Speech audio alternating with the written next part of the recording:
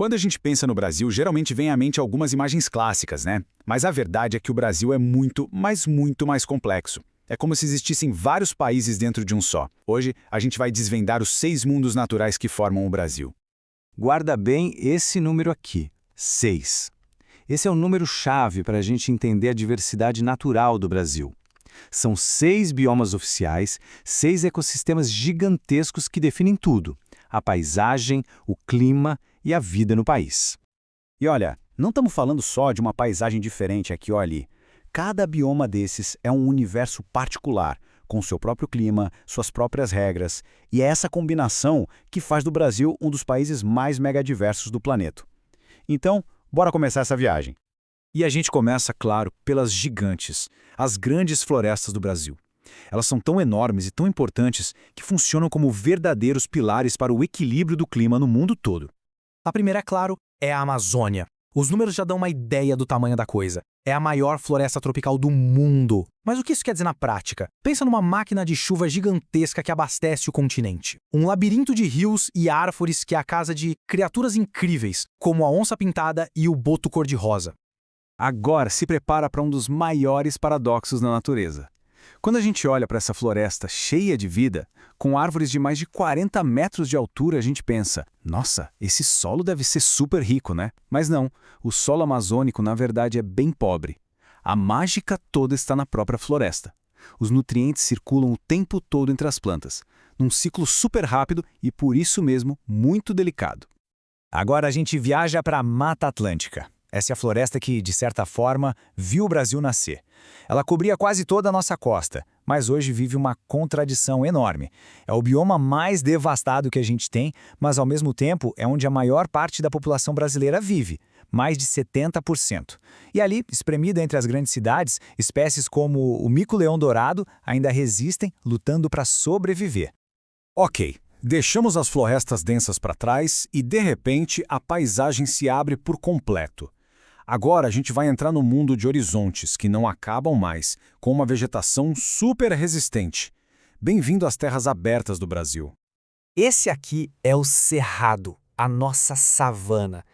À primeira vista pode até parecer um lugar meio seco, né? Mas tudo aqui é pensado para a sobrevivência. As árvores são tortuosas, com uma casca bem grossa, e isso não é à toa, não. É uma armadura natural contra o fogo, que faz parte do ciclo de vida desse lugar.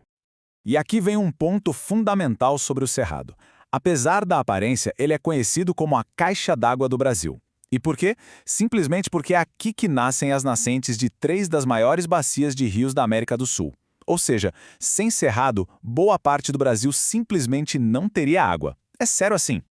Agora vamos lá para o extremo sul do país. Chegamos numa paisagem que mais parece um mar de grama, o Pampa. Com aquelas colinas suaves que o pessoal de lá chama de coxilhas, esse bioma foi o berço da cultura gaúcha, um cenário perfeito para a criação de gado e para as tradições do homem do campo.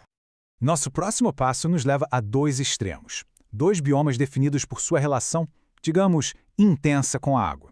De um lado, a maior área alagada do planeta. Do outro, uma terra de secura e muita, mas muita resistência. É a prova da capacidade incrível de adaptação da natureza. Bem-vindo ao Pantanal, o reino das águas. Aqui, nada é fixo. A paisagem muda completamente dependendo da época do ano. É o ciclo de cheia e seca que manda em tudo. E é justamente essa inundação que cria um dos maiores espetáculos da vida selvagem no planeta. Para se ter uma ideia, é o lugar com a maior concentração de onças pintadas do mundo. Impressionante, né? Para fechar nosso tour, a gente chega na Caatinga. E a Caatinga é especial porque é um bioma que só existe aqui, no Brasil. O nome Mata Branca vem da época da seca, quando a vegetação perde as folhas e tudo parece meio morto. Mas é só aparência, uma estratégia para economizar água. É só cair a primeira chuva que, bum, a paisagem explode em verde. É a resiliência em forma de bioma. Bom, depois de passear por toda essa diversidade incrível, a gente precisa falar de uma coisa séria. O foco agora muda para os desafios, que são comuns a todos esses 6 mundos. O destino deles, no fim das contas, está totalmente interligado. A verdade é que todos esses mundos estão, hoje, sob uma pressão gigantesca. E as ameaças são muitas, e elas colocam em risco não só a natureza, mas o nosso próprio futuro. E este gráfico aqui mostra bem o tamanho do estrago. A Mata Atlântica, Olha só isso! A área que ela cobria originalmente era gigantesca. Hoje, o que sobrou é menos de 15%. A expansão das cidades, o desmatamento ao longo da história, tudo isso deixou uma cicatriz muito profunda. E não vamos pensar que esse é um problema só do passado. Muito pelo contrário. Hoje, o dado talvez mais alarmante seja este. O Cerrado se tornou o bioma que mais sofre com o desmatamento no Brasil.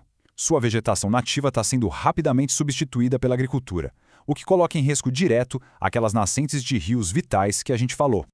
Cada bioma tem o seu vilão principal, digamos assim. Na Amazônia, o avanço da pecuária e do garimpo. No Cerrado, a expansão da soja. Na Mata Atlântica, o crescimento das cidades. E, pairando sobre todos eles, as mudanças climáticas, que bagunçam todo o ciclo de vida. São batalhas diferentes com uma consequência em comum: a perda de um patrimônio que a gente nunca vai ter de volta.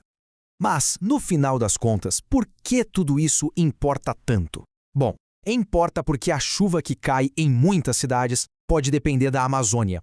A água que abastece as torneiras pode nascer no Cerrado. O equilíbrio do clima global está ligado a essas florestas. Então, proteger os biomas não é só sobre salvar animais e plantas, é sobre garantir nosso próprio futuro. E a gente termina com essa ideia, a de que conhecimento é o primeiro passo para a proteção. Conhecer esses 6 mundos é fundamental para defendê-los. A grande questão que fica no ar não é se devemos agir, mas como vamos transformar esse entendimento em ações concretas para garantir o futuro deles.